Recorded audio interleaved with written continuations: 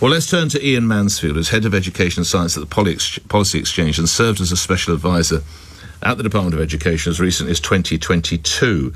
Well, you'll know the inner workings far better than I, Mr. Mansfield, as to what might or might not be going on. How do you interpret the headline and, indeed, more detail on the story? Morning to you. Good morning. So, I think the government is right, actually, to seek a complete recalibration. We have a system, it's not working for parents who often feel like it's a lottery on whether their child gets the support they need, but it's also not working for the taxpayer or the country, as these enormous debts make clear. And in fact, the spending on this has doubled in the last decade, which is a real sign that something is amiss here.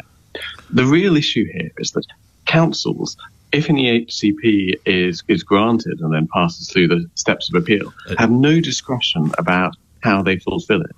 And for example, if the EHCP says that a child must attend a very expensive private school in a different county that might cost 50 to 100,000 per year, the council has no choice but to fulfil that, even if a state special school would provide perfectly adequate provision and much closer. And that's the sort of thing the government needs to be looking at.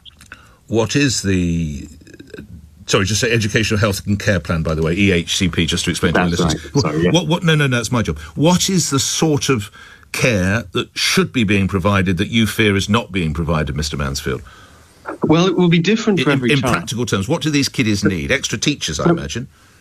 So you really can't generalise on this, but one of the biggest problems is that it's currently taking months or years to get an EHCP and to access the support you need, which is one area of where the system is breaking down and both costing more but not delivering the support we need.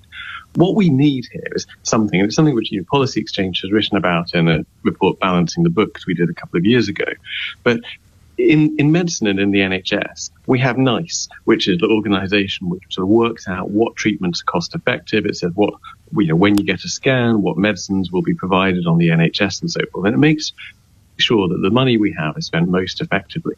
And we need a similar sort of approach to that for the SEND system in order to give consistency, to give fairness, and to stop these costs just ballooning further. How alive are the government to this, do you think?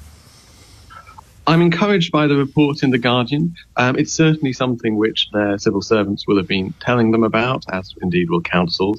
It was something which we wanted to do when I was in government, but COVID came along and got in the way. So this is something which has needed addressing for a while. And I'm heartened.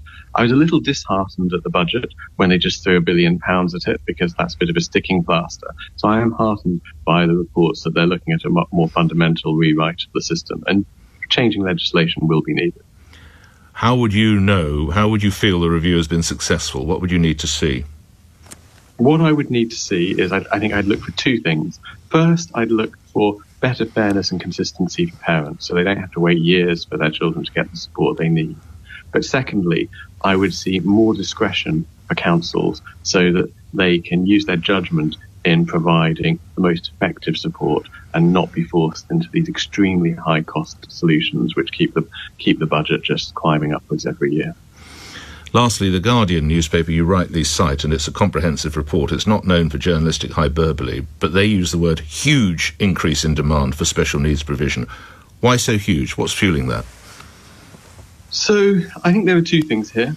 Firstly, that there has been a genuine increase in demand, and this has perhaps been caused by COVID, it's perhaps been caused by mobile phones, we don't really know, but it does seem there is genuinely more need out there. But the other thing is that we seem to be now diagnosing as SEND what are normal parts of variation in the human condition. And actually, sometimes these diagnoses maybe aren't in the children's best interests and perhaps shouldn't be treated and in the way that they currently are. So there's a mixture of both looking at the diagnosis but also recognising there's more genuine need out there. Iain Mansfield, thank you. You're Head of Education and Science at the Policy Exchange, and you served as Special Advisor at the DOP, the Department for Education, until recently, 2022.